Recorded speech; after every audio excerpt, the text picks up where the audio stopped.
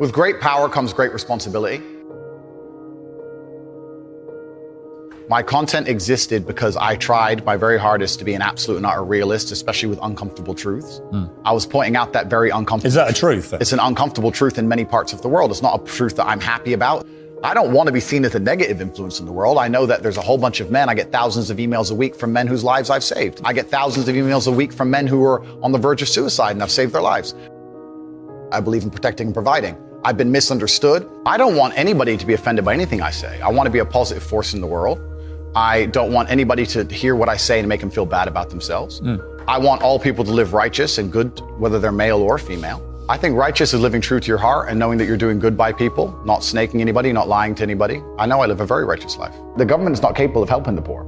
And this is why it's so important as a person, you take personal responsibility and understand you're living in a world where the matrix can be cracked. You can make a bunch of money, but you need to take responsibility and do it. I refuse to accept that there are people out there who cannot become happy, contented individuals. I refuse to accept we live in a world where God has created people who, no matter how hard they work and how good their life becomes, can't be happy. I don't accept that. I accept that the universe is a very giving place and that God loves all of us. And if you try your best and you work hard, you can become a better person. I'm telling the younger generation that if they don't get up and work hard and make sure that they're important, that the world's not going to give a shit about them. 99% of my content was aimed at men, telling them the truth, saying that as a man, you're born with no inherent value. You have to become important. You have to go through some pain or go through some suffering to make people care about you. Otherwise, you're not going to matter. As a dude, if you walk into the party and you've put no effort into your life, nobody gives a shit. Nobody cares about you. And every man out here knows. And one of the great things about the masculine journey and masculinity is that we've all lived a semi-similar story. It's kind of cool. Like, we've all been the teenager, gets heartbroken. We've all been unimportant. We've all worked hard and then started to get some clout. And then we've all kind of lived the same kind of journey. So I say to everybody out there, yeah, if you don't follow that path and follow that journey and in one way or another get to the top, whether it's fighting, whether it's comedy, whether it's musician, whatever it is, if you're just going to stay somewhere near the bottom and then at the age of 44, email me saying I'm depressed, well, of course you're depressed. Loser. Yeah. But that was your choice because you have to build yourself as a man. And if you decide not to build yourself, then your life's going to suck. My main message is to resist the slave mind, to understand that every single thing you're being told has an agenda behind it or you wouldn't be told it otherwise, to examine every strongly held belief you have and try and identify where it comes from and why you have it. I sit and argue with people, I discuss things with people, and they so fervently believe a point. And I say, why do you believe that so much? Like, do you have personal experience? No, but I saw the news. The news told you X, and now you are desperate. You will sit here for hours arguing that point. A lot of people are completely empty vessels ready to be programmed. And I try and tell people, listen, to just stop for a second and understand that the things they're telling you to believe are not necessarily for your benefit. The people who make the rules don't make the rules for the benefit of everybody. They make the rules for the benefit of the people who make the rules of the game. So telling people to resist a slave mind and just be critical thinkers, keep their brain open, pay attention to things, be perspicacious, that's the general theme. And it doesn't matter whether you're left, right, liberal, man, woman, etc. It's just think for yourself. That's the general message. I believe men and women are a beautiful union. I think we're slightly different, but when we work together, we're the most powerful force in the world. And I certainly believe that men and women, when they work together, it's the most beautiful force on the planet. So of course I believe in men and women. Of course I believe in love. Of course I believe in marriage. Of course I believe in family. Okay. I believe in marriage in the traditional sense. I believe a man has a duty to stand up and be a real man. I believe that the problem with the world today that we are facing is that not enough men are sticking to the age-old ways of masculinity. I believe that me standing up and saying a man must protect a woman and provide for her, so he needs to make sure that she's safe. He needs a degree of authority. I believe women are sovereign individuals and they can make any choice they so desire. I think that it's important that we remember that a man has a duty. I think I certainly in my relationship have a financial responsibility to provide for my woman. My woman would never have to work unless she wanted to because I'm the kind of person who works hard enough. And I'll make another point that needs to be said. The number of women who have stood up and stuck up for me is ignored. Thousands of women are making videos saying, I've met Andrew Tate, he's such a nice guy. I wish I had a man like Andrew Tate who felt responsible to protect and provide for me. You know what? I do belong to my husband. That's why I married him and I love him. We ignore the thousands of women who stood up and stood by me and said everything I said is true. This is that there's a large contingent of men who still want to make money, go to the gym, be strong, drive a fast car, be traditionally masculine, and don't want to be shamed for that. And I believe that feeling depressed is real. I don't believe depression as a clinical disease is real. No. I think PTSD is very real. Unfortunately, I have some friends who suffer from that.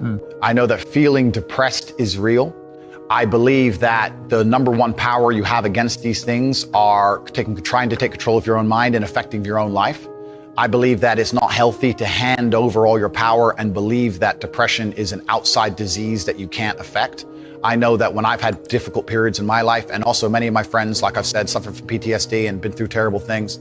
I've lived a very difficult life, and I know people who have, that the things that made them feel better is when they woke up and said, you know what, I'm not going to allow this to damage me anymore. I'm going to take responsibility. I'm going to get up and I'm going to fight this as hard as I can.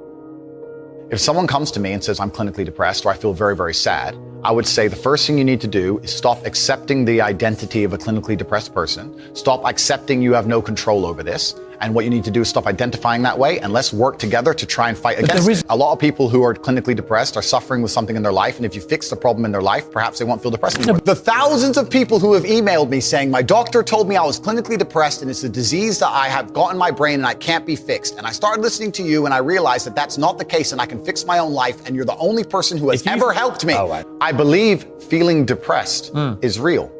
I do not believe it's a disease that you catch from the sky and you cannot affect. I believe that no matter what happens, I believe you have control of your own mind and you can fight against it. I believe if you change your circumstances in your life, you may feel different. I'll give you a quick example. I had a guy who emailed me saying he was clinically depressed and he was going to kill himself. I obviously am not a psychiatrist, I'm not a doctor. I told him, because I replied to my emails. I said, have you been to a psychiatrist? He said, yes, I'm clinically depressed. I've been on these pills, this amount of time. I've been on antidepressants, it doesn't work. I said, I don't know what to say to you besides this. And he said he lost his girlfriend, that's why I became clinically depressed. I said, listen, go to the gym, get a six-pack first. Once you've got a six-pack, email me again. If you still feel like killing yourself, I don't know what else to say to you. But I'd say, strong body is a strong mind, go train. He went, he started sending me progress pictures, emailing me him getting in better shape, and eventually got a six-pack. He's now a professional bodybuilder. And he said, I can't believe I was considering that. I feel so much better, etc. The doctor was telling him he was clinically depressed and couldn't cure it. He started taking control of his own life, and now he felt better. That if somebody has depression of any kind, whether it's clinical, whether it exists or not, whether they feel depressed or not, whatever, that taking control of their life, taking personal responsibility and working hard is always going to be the positive, best thing they can possibly do for their life going forward. How positive is it? Them. Of course, money can't buy happiness. I agree. But money is the third most important thing in the world. First is your health, because you have nothing if you're going to die. Second is your relationships, because you need love and family. That matters the most. But money can buy everything else. So money's the third most important thing. The average people come to me and say, what do I do? I'm just the average guy. And my only answer is stop being the average guy. It's my only answer. You can't just be the average guy anymore. The idea from the 1950s that you can just be the normal, average, law-abiding, hard-working citizen and you'll have a good life is gone. Any man out here who goes, I'm just going to work hard, do my bit, and obey the laws, and I'll have a good life. No, you won't.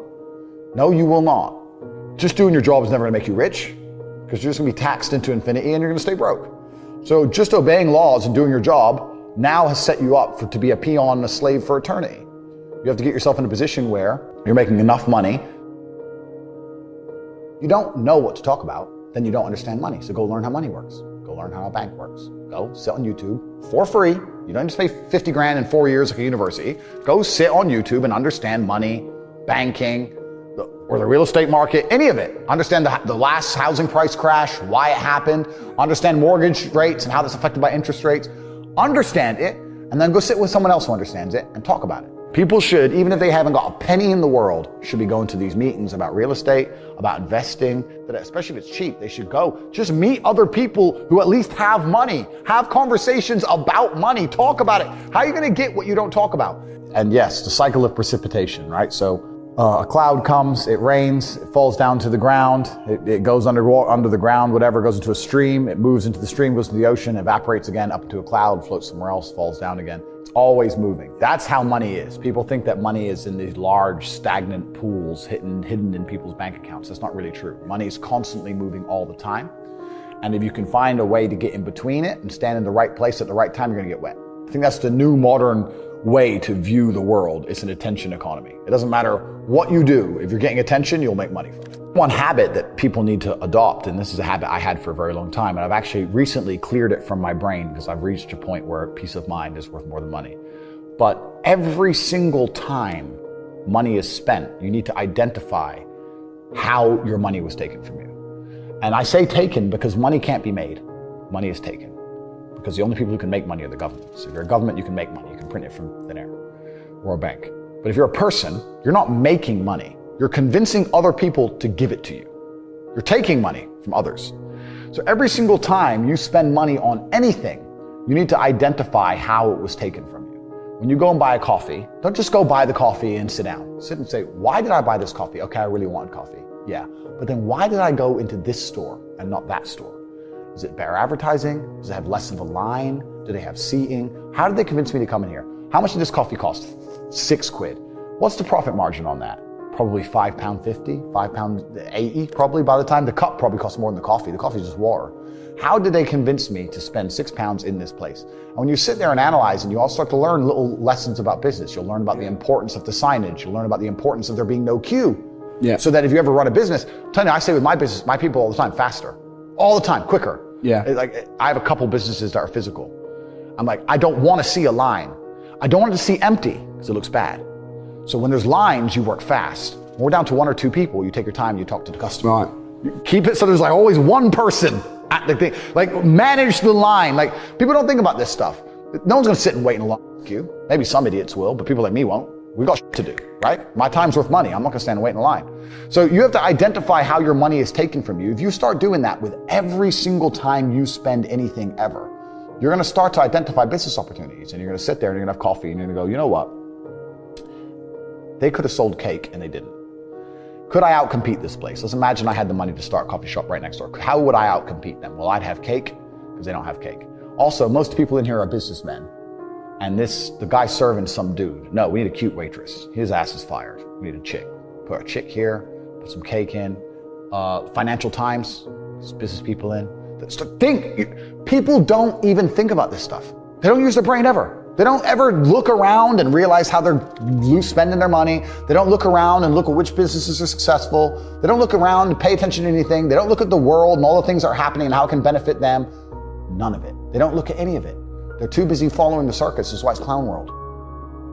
I was walking to college with a couple of my friends, and a Ferrari drove past. And I said, bro, you see that? And he goes, yeah, what about it? I said, doesn't that piss you off?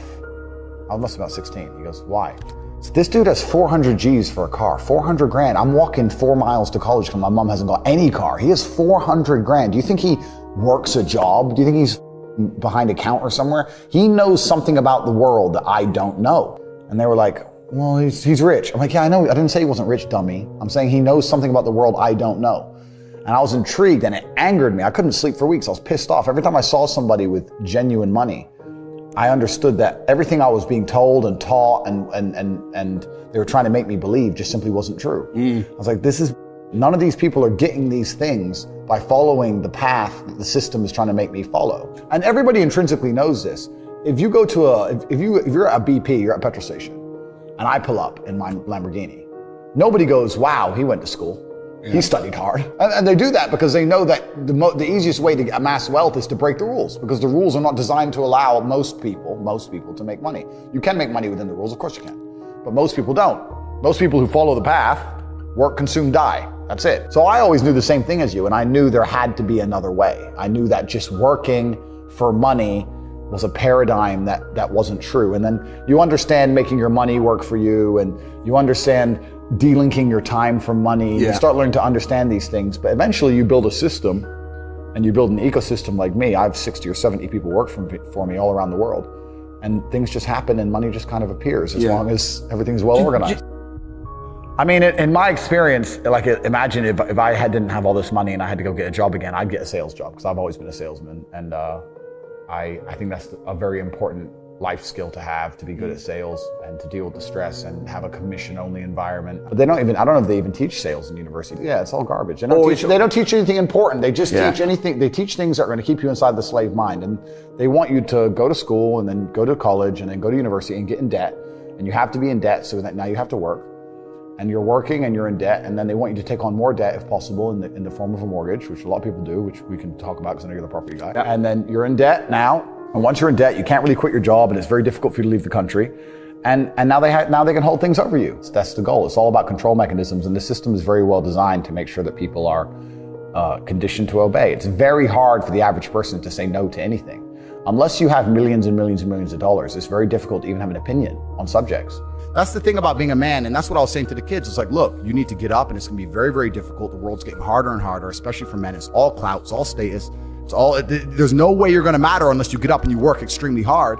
Should young men aspire to work very hard, have no criminal record, become multimillionaires, protect and provide for the women close to them, be sovereign so they can stand up and have their own points of view in face of cancellation, be able to not be mentally intimidated when they go on national TV and there's traps set up for them? Yeah, I believe that confident, strong men who stand up and protect and provide for women are a good thing for the world and a good force for the world. And I don't think that I put a magic spell on anybody. I think there's a whole bunch of men in the world who understands my value. And if men grow up to be like me, you're gonna have a whole bunch of people with no criminal record, dedicated athletes, who protect and provide for the people close to them.